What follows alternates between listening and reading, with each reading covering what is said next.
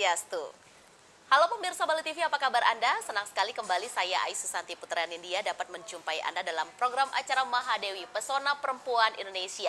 Yang pasti setiap program acara Mahadewi menghadirkan pesona-pesona perempuan Indonesia yang bisa memotivasi, menginspirasi perempuan Indonesia di luar sana dalam bidang beliau masing-masing. Dan untuk kali ini pemirsa Bali TV kita bersama seorang pengusaha asli dari Bali. Beliau mempunyai usaha sangat banyak sekali. Nah, seperti apa usaha beliau dan dari mana awal mula beliau memulai usaha ini sehingga berkembang sangat maju seperti sekarang. Kita sapa beliau.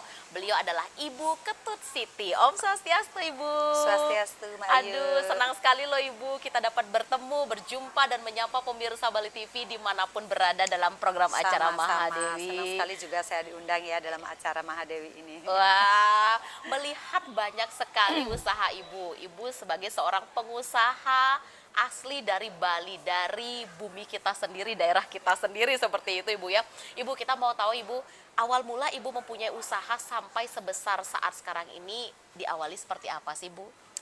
Oke Mbak Ayu, mungkin saya biar jelas semuanya. Jadi saya start ceritanya dulu dari saya dulu menjadi seorang karyawan ya. Jadi dari awal berarti dari ya? awal. Jadi awal saya juga memulainya saya dari seorang karyawan dulu. Saya menjadi seorang pekerja di sebuah toko ya seperti biasa SPG biasa. Itu dari tahun 94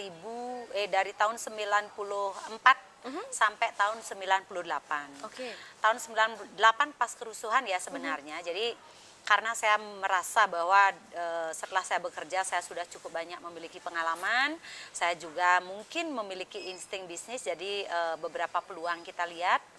Akhirnya saya memutuskan 98 itu membuka sebuah toko. Itu join dengan beberapa orang teman saya karena pada saat itu kita memiliki keterbatasan modal ya.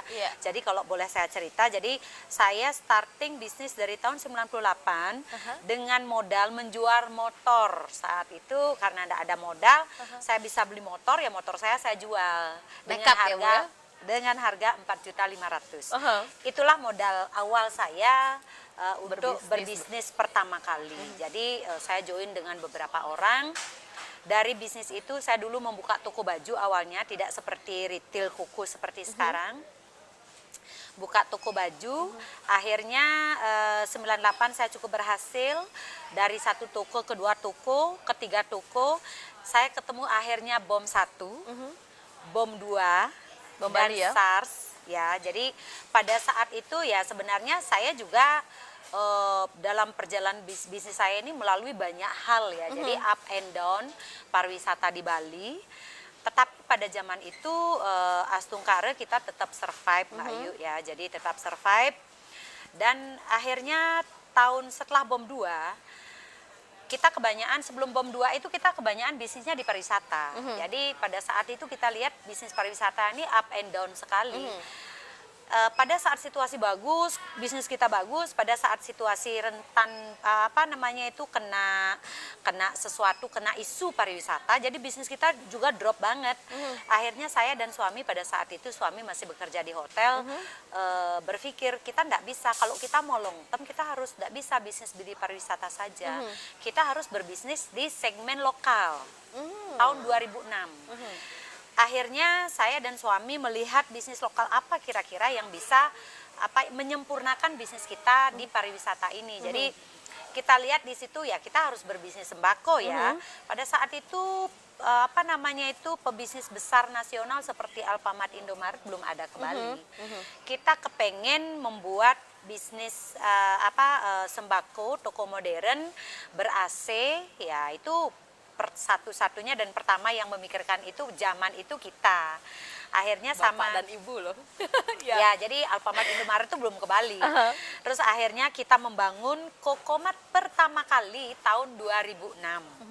Tahun 2006 itu kita mencoba membangun toko modern dengan sistem, dengan SDM ya, beda dengan warung. Akhirnya tahun 2006 itu di luar ekspektasi kita, luar biasa ya, rame banget. Nge-booming ya Bu? Booming banget, yang notabene saat itu sebenarnya saya dan suami sendiri belum siap secara sistem. Nah, pada saat itu saya lihat bahwa ternyata bisnis ini bagus ya. Menjanjikan ya? Menjanjikan ya. Memang betul, kalau berbicara margin, kalau berbicara profit bisnis dibandingkan pariwisata, tentunya sembako ini tidak seperti bisnis kita di pariwisata, karena selama ini kita bisnisnya itu di restoran ya, jadi dengan margin yang cukup tinggi.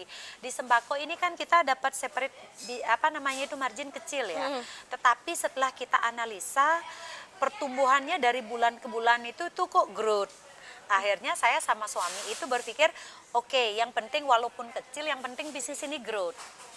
Akhirnya kita memutuskan untuk expand di bisnis retail ini. Yang pada saat itu kita juga akhirnya mendatangkan konsultan-konsultan retail itu dari Jakarta. Ya, dari situ sih awalnya. Jadi akhirnya dari situ kita lihat pertumbuhan Kokomat ini dari tahun 2006 itu kita dari 1 toko, 2 toko, 3 toko, ya kok market ini setiap bulan ini bertumbuh. Jadi akhirnya kita komit sama suami, bahkan sampai saat ini akhirnya yang menjadi anchor bisnis kita itu ya retail Kokomat gitu. Itu awal mula kita membangun Kokomat ya, Koko Group ini. Tapi di luar itu sebenarnya kita masih tetap kembangkan bisnis di hotel ya, hospitality, restoran, hotel. Yang kita tahu bahwa Bali ini adalah sebenarnya bisnisnya anchornya di pariwisata. Kita juga tidak meninggalkan itu, Mbak Ayu. Sampai saat ini kita juga masih tetap mengembangkan restoran. Ada beberapa restoran yang ada namanya Natis, ada namanya Koko Bistro, Tropical, ada juga kita juga kembangkan hotel yang ada namanya Natia ya, sama Black Penny. Jadi kalau saya bilang sekarang total jumlah hotel kita ada 7. Kalau restoran kita totalnya ada 16 ya. Terus kalau toko kita dari sebelum Covid sebenarnya kita sudah angkanya di atas 100. Covid kita sempat menyusut karena memang Covid itu buat kita juga luar biasa. Dan sekarang ini kita growth kembali, kita sudah menuju di angka 80 toko, Mbak Ayu. Wow, banyak sekali. Ibu itu ada di Bali saja atau sampai keluar, Ibu? Kalau bisnis kita ada di Bali, Lombok, dan Gili Trawangan ya. Kalau di Gili Trawangan sendiri kita ada hotel, ada beberapa restoran, ada Kokomat, dan kita juga ada toko surfing Bilabong. Banyak sekali ya bisnisnya. Dunia hospitality. Nah, untuk retail sendiri kalau pemirsa Bali TV tahu grupnya Koko, nah Ibu Ketut Siti ini adalah orang Bali asli yang merupakan ownernya sendiri loh pemirsa Bali TV. Dengan segala hal yang dialami beliau dari pandemi Covid, krisis moneter ya Bu ya, bom Bali 1, 2 dan sebagainya, beliau akhirnya bisa survive dan bisa mengembangkan bisnis beliau sampai banyak sekali mempunyai selain retail juga restoran, hotel dan lain sebagainya. Nanti kita akan berbincang kembali dengan Ibu Ketut Siti sesaat lagi, tetaplah di Mahadewi, Pesona Perempuan Indonesia. Ya, pemirsa Bali TV masih di program acara Mahadewi Pesona Perempuan Indonesia. Masih bersama Ibu Ketut Siti, seorang pembisnis asli dari Bali, asli dari daerah kita sendiri loh pemirsa. Nah, Ibu, tadi kita sudah sempat diceritakan bagaimana awal mula Ibu mempunyai perusahaan atau bisnis Ibu yang sangat banyak ini. Ibu, kita tertarik sekali ingin tahu menjadi seorang pembisnis bukan sekeren yang kita bayangkan. Oh, pembisnis punya usaha banyak, keren sekali. Tapi di balik itu mumetnya, ruwetnya menghadapi harus mengurusi banyak pegawai, modalnya harus besar. Kok bisa sih Bu berpikir menjadi seorang pembisnis, seorang owner, kok tidak kerja sama orang aja? Bukan terima gaji tiap bulan beres, nggak ada yang dipikir Bu. Memotivasi perempuan Indonesia di luar sana yang pengen banget punya bisnis Bu, gimana Bu?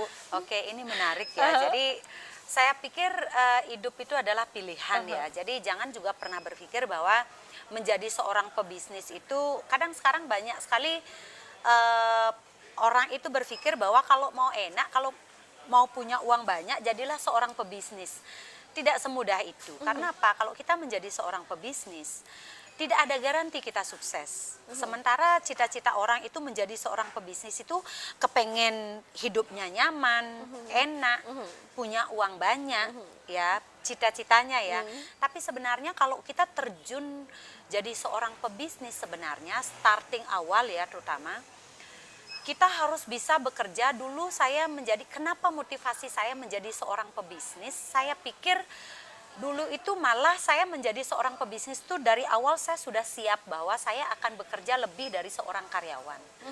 Saya dulu mengawali bisnis ini hanya 2 orang karyawan, saya sendiri sebagai karyawan dan saya perlu 1 lagi asisten atau 1 lagi karyawan yang betul-betul kalau saya tidak bisa bekerja nungguin toko itu, saya perlu ada orang karena saya sebagai pebisnis, saya juga jadi pembelian, saya juga jadi pramuniaga, saya juga koordinasi, saya juga menjadi menjadi marketing, saya juga harus cari barang kemana-mana. Jadi saya benar-benar lakoni sendiri.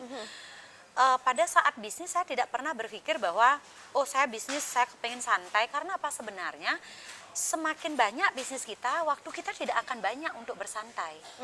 Karena ini sebuah komitmen. Saya dulu berpikir sebelum saya terjun ke bisnis, saya bekerja bisa 8 jam atau 9 jam bekerja kepada orang lain. Kalau saya punya bisnis sendiri, masa saya nggak bisa 9 jam, 10 jam bekerja sehari? Saya harus bisa. Ya, Bukan justru malah sejam 2 jam ya Bu? tidak. Jadi memang ini bedanya ya mungkin ya. Jadi jangan pernah berpikir bahwa menjadi seorang pebisnis itu hidup kita itu akan lebih enak, jam kerja kita itu akan lebih sedikit daripada kita bekerja sama orang. Apalagi kita sebagai pemula seperti saya, ini malah sebaliknya. Karena sebagai seorang pebisnis, kita memiliki tanggung jawab penuh dalam bisnis ini. Kita harus sebagai karyawan, seperti yang saya bilang, kita harus sebagai pembelian, kita juga harus sebagai marketing, kita harus sebagai penunggu toko itu. Yang saya sendiri tidak punya jam kerja. Saya buka toko saya sendiri, saya jagain toko saya sendiri sampai malam, dan bahkan sampai di rumah pun saya harus ngerjain administrasinya sendiri karena kita belum mampu membayar Menggaji orang. Dan kita juga harus tahu seperti apa bisnis yang saya jalankan.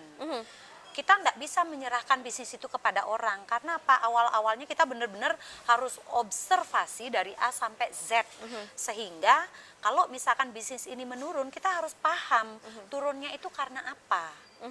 Jadi banyak hal yang harus kita lakukan sendiri di awal sebelum kita memutuskan dan sebelum kita paham dan apa yang harus kita lakukan dalam bisnis kita ini sehingga bisnis kita ini bisa survive. Gitu. Jadi risikonya tuh sangat besar. Makanya kalau saya bilang kalau dari awal kita serahkan bisnis ini kepada orang lain sejauh mana kita paham kemampuan orang lain ini memanage bisnis kita. Kalau bisnis kita itu tidak jalan, kita tidak akan bisa sarankan orang lain. Yang di bisnis kalau saya tahu adalah sampai saat ini, apabila bisnis itu besar, yang dianggap sukses adalah ownernya. Apabila bisnis ini tidak sukses atau bangkrut, yang disalahkan itu pasti ownernya. Karena memang tanggung jawab ini berada di owner. Tidak mungkin tidak ada orang itu menyalahkan, bisnis ini bangkrut, pasti dah karyawannya jelek semua, nggak mungkin. Karena apa? Bagus dan tidaknya sebuah bisnis itu benar-benar tergantung ownernya mencari tim, tergantung ownernya memanage. Kadang-kadang kan simpel ya orang lihat, saya sekarang sudah kayak saya sekarang ini sudah cukup besar, kita sudah punya holding dan kita juga sudah punya karyawan dari jajaran direktur, GM, Lengkap ya Bu lengkap, strukturnya. ya. Apakah bisnis ini bagus, growth karena mereka? Yes. Tapi bagaimana kita bisa membentuk mereka itu menjadi orang-orang yang mampu memanage bisnis ini dengan baik? Itu semua kita harus kontrol. Makanya kontrolnya dari mana?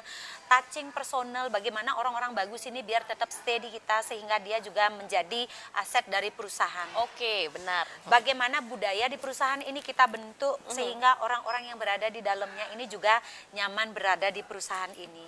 Bagaimana para karyawan dan orang-orang yang berada di perusahaan ini merasa bahwa perusahaan ini tepat buat dia dan dia memiliki future masa depan di perusahaan yang tempat dia bekerja.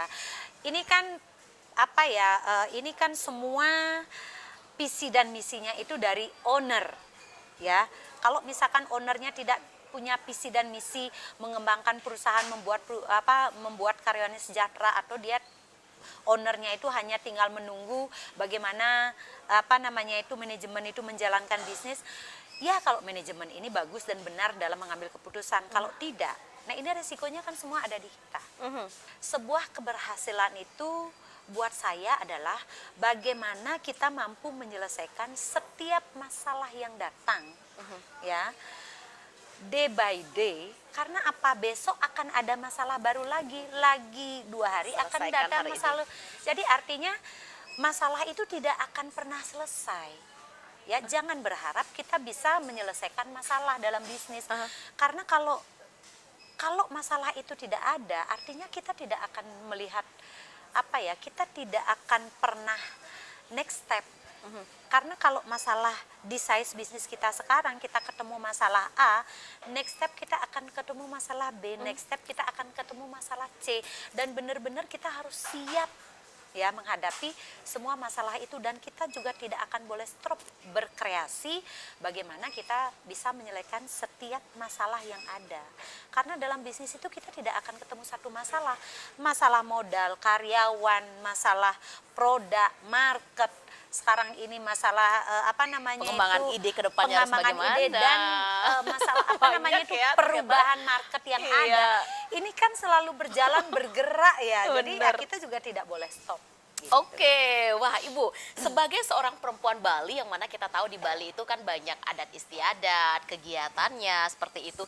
Ibu, ide menjadi seorang pembisnis atau seorang pengusaha yang tidak semua orang bisa melakukan karena kompleksnya di dalamnya yang ada dalam seorang pengusaha tersebut. Apakah Ibu fashion ini sudah tumbuh dari sebelum bareng sama Bapak? Maksudnya sebelum berkeluarga, Ibu sudah punya jiwa pembisnis, atau setelah sudah bertemu dengan Bapak baru berkembang sampai saat sekarang ini mempunyai katakanlah kerajaan bisnis sangat luar biasa ini, Bu?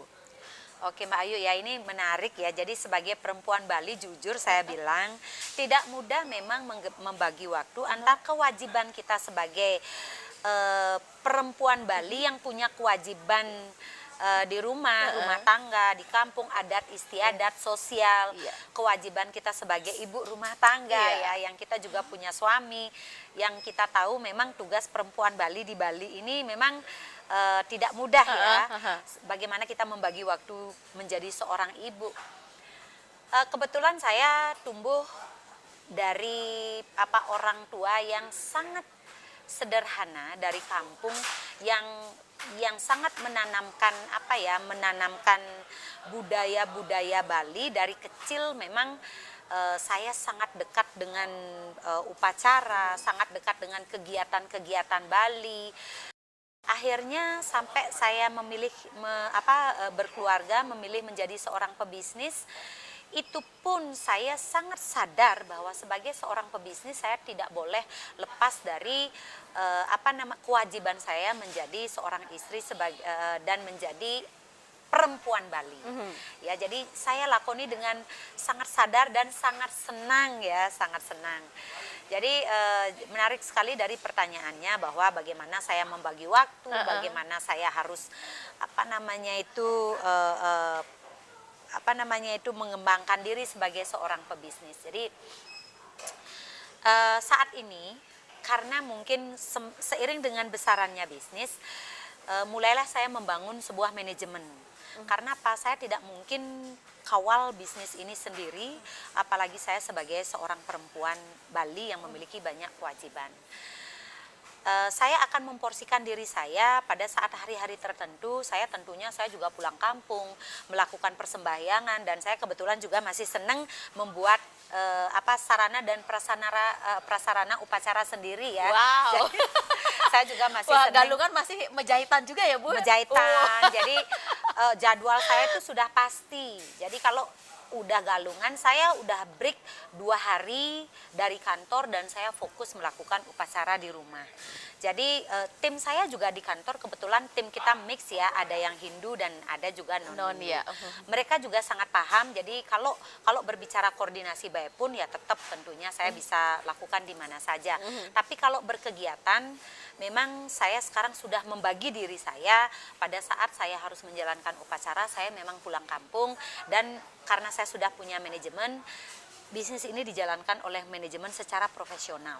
Jadi kalau berbicara apakah insting bisnis ini saya memang saya dapatkan dari awal ataukah memang baru tiba-tiba, dalam hidup ini saya pikir semua proses ya Mbak Dewi ya. Kebetulan saya sendiri, saya tidak mensyukuri dilahirkan dari keluarga yang sederhana, tetapi banyak sekali dari keluarga yang sangat sederhana ini banyak sekali saya mendapat pelajaran. Saya dulu di SD, saya sekolah SD saja, saya harus membantu orang tua saya untuk mencari, untuk apa ya, untuk mencari bekal ya, biar Di sekolah sambil kerja. ya, jadi sekolah itu dulu saya sambil bawa dagangan. Ya, dulu di SD itu sebelum saya sekolah, saya kebetulan dari dari Kediri Pejaten yang rumah saya itu Tabanan berarti, pengrajin genteng ya, Tabanan. Sebelum saya sekolah, saya diberikan target sama orang tua itu, saya memproduksi genteng sekitar 50 pieces dulu. Jadi saya bangun pagi-pagi sekali jam 5. Kalau saya sekolah itu jam 6, jam 5 sampai jam 6 itu saya harus produksi genteng 50 biji. Itu mentalnya sudah diasah dari kecil. Kayaknya kalau anak sekarang udah nangis dulu. Makanya saya bilang ini semua proses ya. Jadi akhirnya pelajaran proses seperti itu membentuk karakter saya untuk menjadi karakter perempuan pejuang. Artinya memang saya dari kecil memang sudah tidak manja. Membentuk karakter saya menjadi sebuah karakter yang kuat, selalu menjadi perempuan perjuang, dan kebetulan saya juga tidak pernah mengeluh apapun yang saya lakoni. Dulu juga setelah tamat SMA, orang tua saya juga, karena saya saudara 3, saudara-saudara saya kuliah semua karena perempuan. Orang tua saya sebenarnya bermimpi memiliki anak-anak yang kuliah semua. Tapi karena anak saya anak ketiga, anak pertama kedua itu udah kuliah, jadi orang tua saya tidak mampu untuk menguliahkan anaknya secara bersamaan. Akhirnya saya mengalah. Tamat SMA itu saya mencari pekerjaan. Pekerjaan pertama yang saya dapatkan adalah dulu saya jualan balsem Silver Club zaman itu. Kalau ada yang tahu nih ya pemirsa semua ya, saya tamat SMA 92, pekerjaan yang saya gampang dapatkan itu adalah jualan balsem. Saya dikasih target, saya juga bisa mencapai target itu tidak dalam waktu yang lama. Saya jalanin itu 3 bulan karena saya terus mencapai target. Akhirnya sama atasan saya dikasih kesempatan untuk menjadi pekerja di sebuah swalayan. Ya, ini pendahulu saya, dulu saya juga akhirnya sempat bekerja di Tragia dulu, supermarket tempat saya bekerja itu dimiliki oleh orang Bali juga, Pak Darmawan dari Karangasem. Saya banyak belajar juga di supermarketnya beliau, yang akhirnya ya saya putuskan karena saya ilmu 2 tahun di sana, belajar banyak di Tragia, akhirnya saya memutuskan bisnis itu. Salah satu yang menyebabkan saya memutuskan bisnis minimarket karena saya dulu pernah pengalaman minimarket di Tragia itu. Wah, Gitu. ini Jadi Ibu semua menjadi apa ya, semua proses, dan akhirnya apa yang terjadi dalam hidup saya itu ya itu sebuah pengalaman yang luar biasa yang menjadikan saya seperti sekarang ini. ini seorang wanita Bali, wanita pejuang, Ibu Ketut Siti sudah, kalau kita boleh bilang, sudah dirancang oleh semesta, bukan pembisnis kemarin sore. Karena dari kecil beliau sudah dididik untuk bisa menjadi seorang perempuan pejuang, dan bagaimana kerasnya ilmu bisnis sehingga beliau bisa menjadi seperti sekarang ini. Pemirsa, menarik sekali dan sangat memotivasi seorang Ibu Ketut Siti, perempuan asli Bali yang memiliki sangat banyak sekali bisnis. Tetaplah di Mahadewi, Pesona Perempuan Indonesia.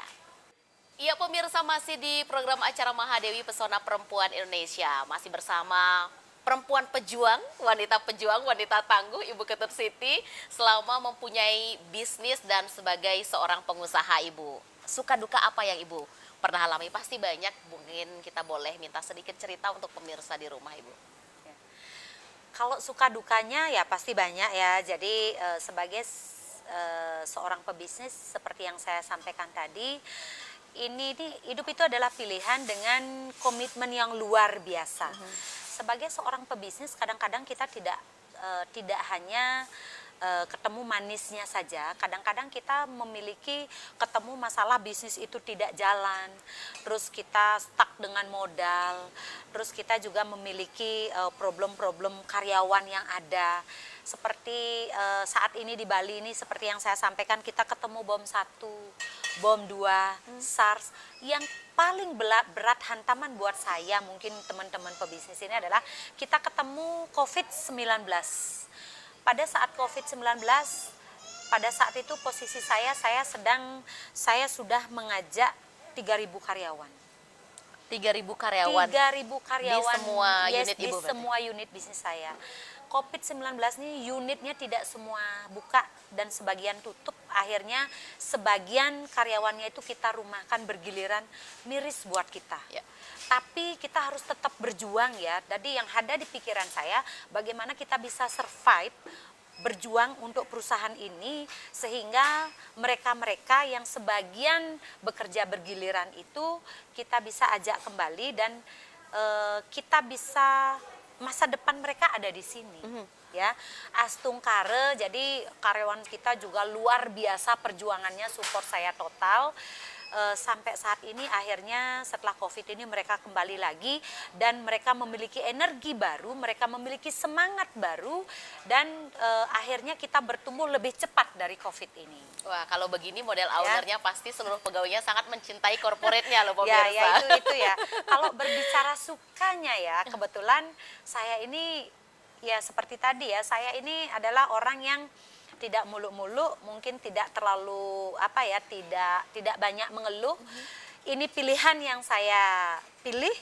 Saya menjalankan sangat senang dalam di sini nih saya bisa ketemu dengan banyak orang, kita ketemu dengan banyak profesional, kita ketemu dengan orang-orang yang luar biasa hebat, baik dari Jakarta, baik dari Bali. Kita juga bisa berkumpul dengan para pebisnis yang luar biasa, kita bisa bertukar pikiran. Sharing, ya. Dan bahkan ya Astungkare, saya sendiri dalam waktu dekat ini kebetulan dikasih kesempatan untuk expand ke IKN ya. Jadi kita sementara orang Bali yang dikasih kesempatan untuk expand ke IKN, mudah-mudahan dalam waktu cepat ini kita bisa buka outlet di IKN membawa tentunya nama Bali ya. Mohon doanya semua, mudah-mudahan semua yang kita rencanakan bisa terrealisasi dengan baik ya. Orang asli Bali membanggakan Bali. Ibu, terakhir tips untuk perempuan Indonesia di luar sana untuk tetap mencintai bidang profesi beliau masing-masing. Silakan Ibu. Ya, ini untuk para perempuan di luar sana saya sampaikan tetaplah semangat. Jadi sebagai seorang perempuan, kita juga, saya yakin semua perempuan itu memiliki kelebihan. Kita sebagai seorang perempuan diberikan talenta dan saya yakin talenta kita sebagai seorang perempuan itu bisa melakukan banyak hal dalam satu kesempatan. Jadi jangan pernah memilih karena apa? Menjadi seorang pebisnis dan menjadi seorang rumah tangga itu sebenarnya bukan pilihan. Kita bisa jalankan itu berbarengan dengan cara yang cukup profesional. Kelebihan kita sebagai perempuan itu, sekali lagi saya merasakan kita bisa menjalankan semua kewajiban kita dalam waktu yang bersamaan karena kita memiliki serabut otak kita katanya lebih banyak, yaitu kelebihan dan saya rasakan sendiri. Jadi jangan pernah pesimis sebagai seorang perempuan.